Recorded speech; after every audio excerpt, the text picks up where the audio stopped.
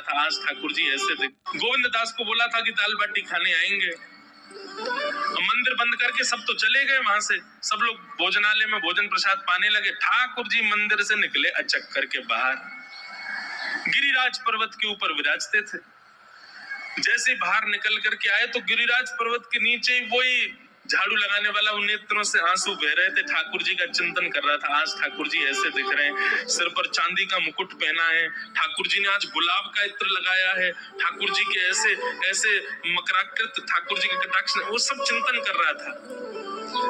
ठाकुर जी नीचे उतर करके जाने लगे, इतने में ही ठाकुर जी ने लीला करी और जोर जोर से ठाकुर जी चिल्लाने लगे, अरे जल्दी ते आइयो, देखियो मेरे मेरे पाम में कांटो लग गयो। अरे जल्दी ते कोई आओ या कांटे को निकालो, मुझको तो बहुत दर्द है रहा है। अरे भैया जल्दी आओ, जल्दी आओ। अब ये स्वर जैसे ही सुना उस झाड़ू लगाने वाले ने, उसके नेत्र खुल गए। उसने देखा, बोले कि ये स्वर कहाँ से आ रहा है। उसने जैसे नेत्र उठा करके ऊपर देखा, तियों की माला पहनी है, मकराकृत कुंडल पहना है, चांदी का मुकुट चमक रहा है मस्तिष्क पर। ठाकुर जी के केश घुंघराले लहरा रहे हैं और ठाकुर जी अपनो एक पाम हाथ में पकड़ करके और एक पैर पर लंगड़ी जैसे खेलते हैं, ऐसे ठाकुर जी कूद रहे हैं यहाँ से वहां। नीचे से झाड़ू लगाने वाले ने की, अरे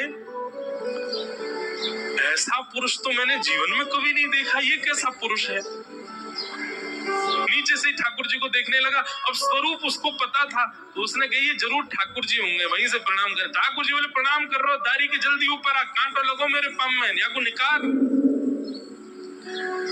बोलने लगा, बोले मैं ऊपर नहीं आ सकता, गुसाई जी मारेंगे, सब लोग डांटेंगे मुझे। अरे नहीं गुसाई जी ऐसा कुछ ना के, ये सब तो बाहर के लोगों ने नियम बना दिए, मैं तो सबसे मिलूं, तू आजा जल्दी ऊपर। जैसे ही ऊपर गया, ज्यों-ज्यों ठाकुर जी के समीप जाए त्यों-त्यों उसके नेत्र सजल होते जाएं। ठाकुर जी के बिल्कुल समीप पहुंच गया। भगवान बोले, देख काई को रो भैया, जल्दी कर, मेरे पाम में कांटो लगो या को निकार। जिन चरण कमलों के स्पर्श के लिए सदा लक्ष्मी लालायित रहती है, ठाकुर जी ने उसकी गोद में अनायास अपने चरण रख दिए। बोले जल्दी कांटो निकार, कांटो लगो मेरे पाम में।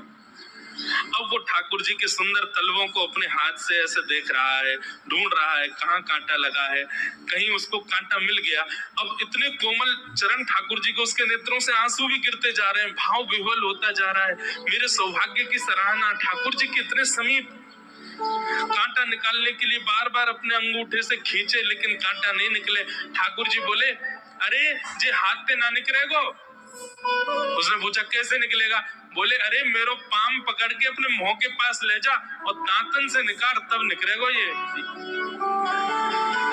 आहा, कितनी कृपा की ठाकुर, कृपा की न होती जो आदत तुम्हारी, तो सोनी ही रहती अदालत तुम्हारी। उसने कांटा निकाला मुख से।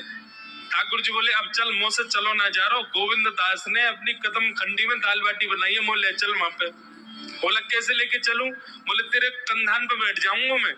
और ठाकुर जी ने अपने दोनों पांव ऐसे लटका लिए उसके यहाँ पे और सिर पकड़ करके उसके ऊपर ही बैठ गए। बोले चल ले चल मुंह को। वो तो महाराज बेहोशी से हो रही है, उसको विश्वास ही नहीं हो रहा ठाकुर जी मेरे संग इतनी बड़ी लीला कर रहे हैं।